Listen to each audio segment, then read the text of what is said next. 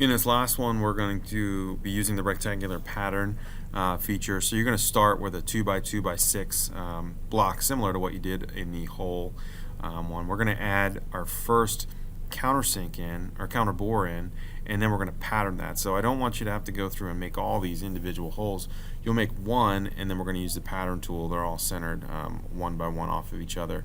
Notice this is half by half off the edge. So again, we're going to open up a new standard IPT, so a new part file.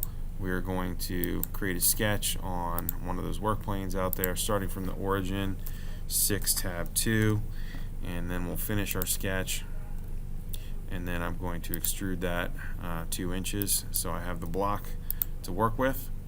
I'm going to go right into the hole tool. I could add a sketch on here, but I'm going to go to hole. I'm going to select approximately where that hole is going to go. Then I'm going to grab this edge and I'm going to tell it it is in 0.5. Okay, you do not want to hit enter here because it's going to finish your hole tool. And then I'm going to select counter bore, and that's going to, let's check the size on that before we go any further. So we have a 1/4 inch through hole, counter bore diameter 0.5, depth 0.25. And so we're going to update. We do not want any threading on this. I want a simple hole, counter bore, top size 0.5, depth 0.25, and through hole 0.25. And this is a through all hole. If you had distance selected, it's not going to drill all the way through unless you make this more than the thickness of your part. So that hole is correct. I'm going to hit OK, and now I'm going to pattern this hole. So I'm going to go up to rectangular pattern, and I'm going to select the feature that I want to pattern. And I'm going to select direction 1. That's going to be this edge here. And I'm going to tell it that in this case I want 6 of them. I've got to flip the direction they're going, and 1 inch is the spacing. And then direction 2, click this edge. I do want 2 of them, and 1 inch apart. I hit OK. I've got all my holes in there. I'll go up and you can pick a different color to put this in. And then I'm going to save it. I'm going to make this this my front view. So it already is. If it's not, set current view as front. And we're going to save this one again in all caps as pattern. Save on that. And then I'll go over to my sheet. And down at the bottom there is pattern page. Notice the scale should be 1 to 2 for our orthographic projections. So we'll go to base view, and it's already half scale, and I'll project my top, my right, and my isometric, and right click and OK. Kind of move these over so I can get those dimensioned. Now these are half scale, so our isometric needs to be 1/2 the size, so I'm going to make this 1/4 scale. And again, we will put the part name in there, put the light bulb on for our view identifier, and add it in as shaded. So we'll just keep that one up in the corner. Again, we'll be using the hole thread note here. So if I grab that inner hole, it's going to grab that for me, and I can place that note up here. And when I'm all done, I'm going to right click and go to text. This, what's inside the carets there, those are the hole type. I'm just going to put enter, and then I'm going to put times 12 because I have 12 holes on there. So that calls all those out for me.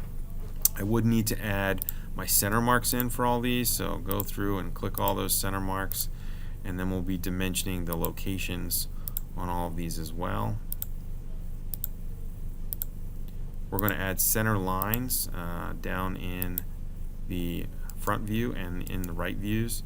So we're going to do that with the center bisector tool. So don't click the green dot, but click somewhere on the two lines. It'll add that in. Now if you notice, it does not extend above the top of the front view, and that's because the center bisector is only for the through hole right now. So I'm going to just go in, so I'll hit escape and get out of that tool. If I click this, I can just grab that green dot and I can bring those up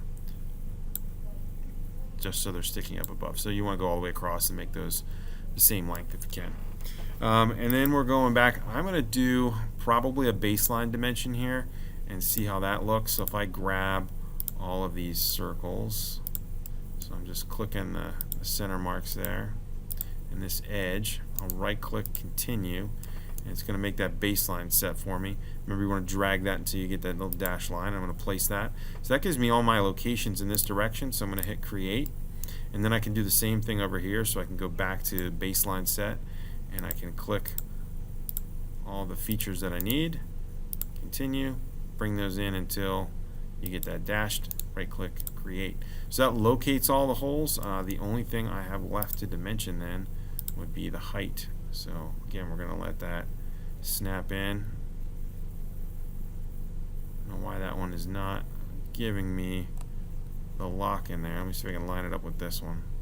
There we go. Alright, so I'd still have to put some center bisectors over here. Everything looks good in the title block. When you are ready to print your entire packet, you'll go to print here, and you're going to do all sheets for Tech Ed drafting. You can do a preview on that. It'll be model 1-to-1, and then you can just click through your next page as you go through. Make sure all your, now I don't have all the dimensions on some of these, but make sure you have all your dimensions done. And remember, you can go to Schoology and you can check your work. So down in the 3.1, there's the Inventor Basic Samples presentation. This will give you where all the dimensions and views are supposed to look like for your entire packet.